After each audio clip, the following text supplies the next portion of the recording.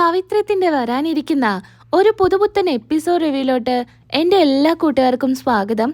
അങ്ങനെ വേദയുടെ കഴുത്തില് മറ്റൊരാൾ താലി കെട്ടുന്നത് സഹിക്കാനാവാതെ സ്നേഹം തുറന്നു പറയുവാണ് വിക്രം. വേദയുടെ അച്ഛനെ കുറച്ച് ഗുണ്ടകളെല്ലാം ചേർന്ന് തട്ടിക്കൊണ്ടു പോവാണ്.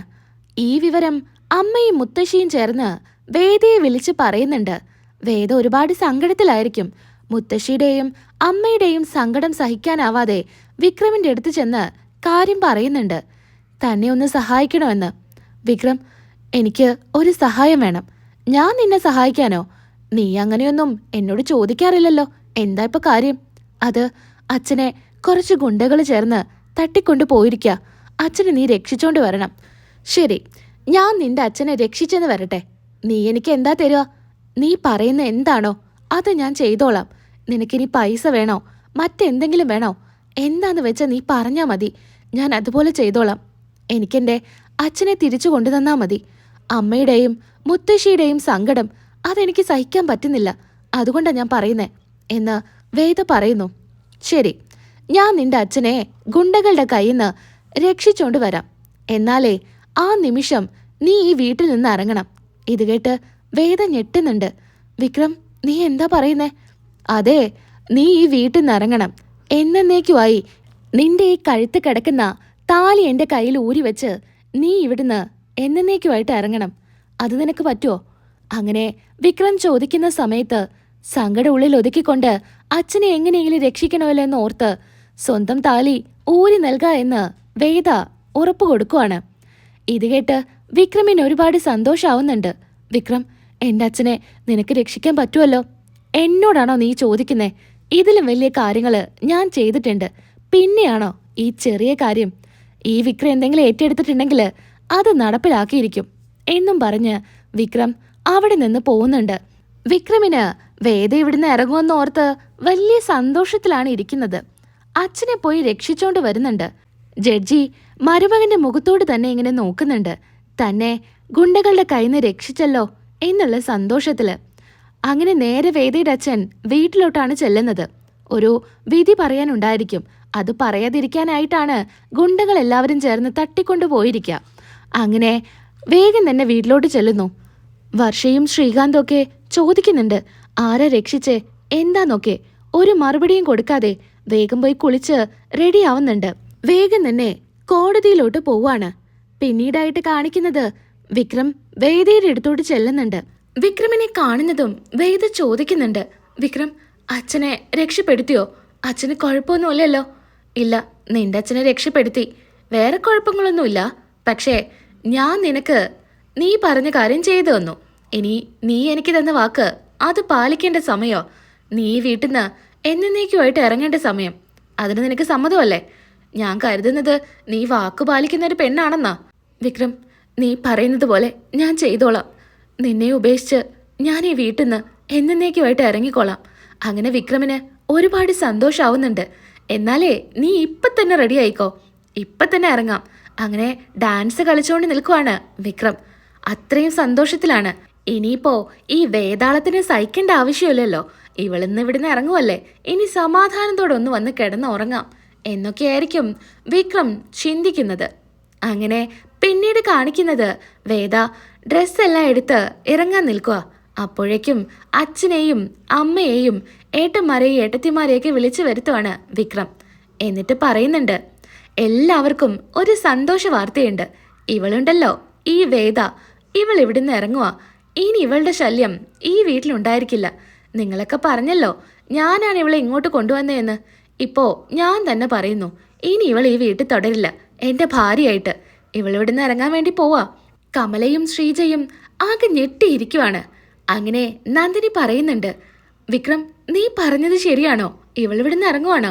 ആ ഏട്ടത്തി, അവൾ ഇവിടുന്ന് ഇറങ്ങുവാ. അങ്ങനെ വേദ ബാഗുമായിട്ട് വരുന്നുണ്ട്. ഇത് കാണുന്ന നന്ദിനി പോയി ചോദിക്കുന്നുണ്ട്, മോളെ വേദേ, നീ ഇവിടുന്ന് പോവുകയാണോ? ആ ഏട്ടത്തി, ഞാൻ ഇറങ്ങുക. ഇനി ഞാൻ ഇവിടെ നിൽക്കുന്നില്ല. വിക്രമിൻ്റെ ഇഷ്ടം അങ്ങനെയാണെങ്കിൽ ഞാൻ അങ്ങനെ തന്നെ ചെയ്യാമെന്ന് കരുതി. അങ്ങനെ കമലയും വന്ന് പറയുന്നുണ്ട്, മോളെ, നീ ഇങ്ങനൊരു തീരുമാനം എടുക്കുന്നതിന് മുൻപേ നല്ല പോലെ ആലോചിച്ചോ? ആലോചിച്ചു. ഇനി ഞാനിവിടെ നിൽക്കുന്നില്ല. അങ്ങനെ മാഷ് പറയുന്നുണ്ട്, ശരിയാ മോളെ, നീ എടുത്തത് നല്ല തീരുമാനാ. ഇത് മുൻപേ നീ എടുക്കേണ്ടതായിരുന്നു. നിന്റെ ഭാവി അത് നീ നോക്ക്. നിനക്ക് നല്ലൊരു ഭാവിയുള്ള കുട്ടിയാ എന്നൊക്കെ പറയുന്നു. എന്നാ ഇറങ്ങുമല്ലേ? അല്ലല്ല, ഇറങ്ങാറായിട്ടില്ല, ഒരു കാര്യം കൂടിയുണ്ട് എന്ന് വിക്രം പറയുന്നു. നീയേ ഇവിടുന്ന് ഇറങ്ങി പോകുന്നതിന് മുൻപേ ഇനി നീയും ഞാനും തമ്മില് യാതൊരുവിധ ബന്ധവുമില്ല എന്ന് എഴുതി ഒപ്പിട്ട് തന്നിട്ട് പോയാൽ മതി. ഞാനേ അതൊക്കെ കൊണ്ടുവന്നിട്ടുണ്ട്, നീ ഒന്ന് ഒപ്പിട്ടെ. ഇത് പറയുമ്പോൾ വേദയുടെ ചങ്ക് പിടയുന്നുണ്ടായിരിക്കും. വേദയ്ക്ക് സങ്കടം സഹിക്കാൻ പറ്റുന്നുണ്ടായിരിക്കില്ല. ശ്രീജയും കമലയും ഒക്കെ കരയുന്നുണ്ട്. നീ എന്താ വാക്ക് പാലിക്കുന്നില്ലേ? ഒപ്പിട്. അങ്ങനെ വേദ ഒപ്പിടുന്നുണ്ട്. സാക്ഷിയായിട്ട് ഒരാൾ കൂടെ ഒപ്പിടണം. അതിനെന്താ ഞാൻ ഒപ്പിടാമെന്നും പറഞ്ഞ് നന്ദിനി സന്തോഷത്തിൽ വരുന്നുണ്ട്. സാക്ഷിയായിട്ടേ ഞാൻ തന്നെ ഒപ്പിടുന്നെന്നും പറഞ്ഞ് നന്ദിനി ഒപ്പിട്ട് കൊടുക്കുക.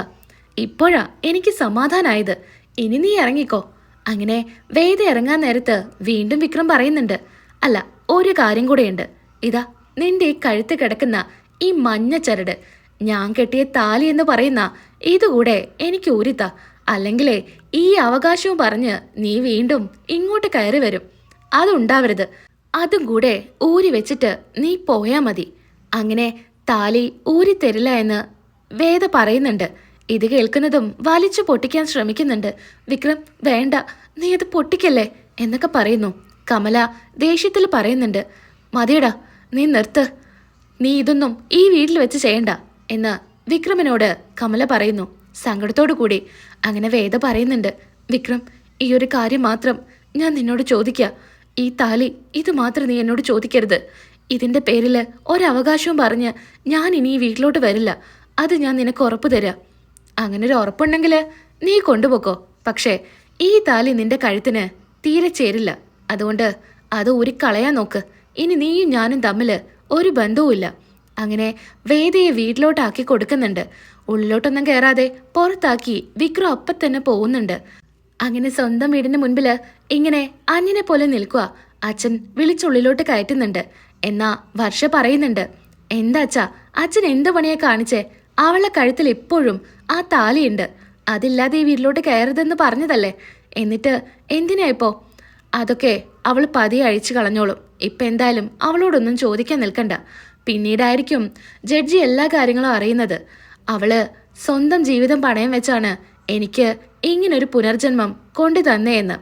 ഗുണ്ടകളുടെ കയ്യിൽ നിന്ന് രക്ഷപ്പെടുത്താനായിട്ട് വിക്രമിനോട് സ്വന്തം ജീവിതം തന്നെ പണയം വെച്ചിട്ടാണ് ഇങ്ങനെ ചെയ്തതെന്ന് വേദയുടെ അച്ഛനോട് മുത്തശ്ശി തുറന്നു പറയുമ്പോൾ വല്ലാത്ത സങ്കടമായിരിക്കും. പിന്നീടായിട്ട് വേദയുടെ കല്യാണം തീരുമാനിക്കുന്നു. അതുപോലെ വിക്രമിന്റെ കല്യാണവും തീരുമാനിക്കുവാണ് രാധയുമായിട്ട്. അങ്ങനെ രണ്ടുപേരുടെയും കല്യാണം ഒരേ അമ്പലത്തിൽ വെച്ച് ഒരേ ദിവസമായിരിക്കും നടത്തുന്നുണ്ടായിരിക്കുക. അതിനു മുൻപായിട്ട് വിക്രമിന് മനസ്സിലാവുന്നുണ്ട്, വേദയില്ലാതെ തനിക്ക് ജീവിക്കാൻ പറ്റില്ല എന്നും വേദയെ ഞാൻ ഒരുപാട് സ്നേഹിക്കുന്നുണ്ടെന്നും. അങ്ങനെ വിക്രമിന് ഒരു ആക്സിഡന്റ് സംഭവിക്കുന്നു. അതില് സഹായത്തിനായിട്ട് വിളിക്കുന്നത് വേദയെ ആയിരിക്കും. ഇത് കേൾക്കുന്ന വേദ വേഗം തന്നെ വണ്ടിയും എടുത്ത് വിക്രമിനെ രക്ഷിക്കാനായിട്ട് ചെല്ലുന്നു. അങ്ങനെ വിക്രമിനെ കൊണ്ടുവരുന്നത് നേരെ വീട്ടിലോട്ടായിരിക്കും, വേദയുടെ വീട്ടിലോട്ട്.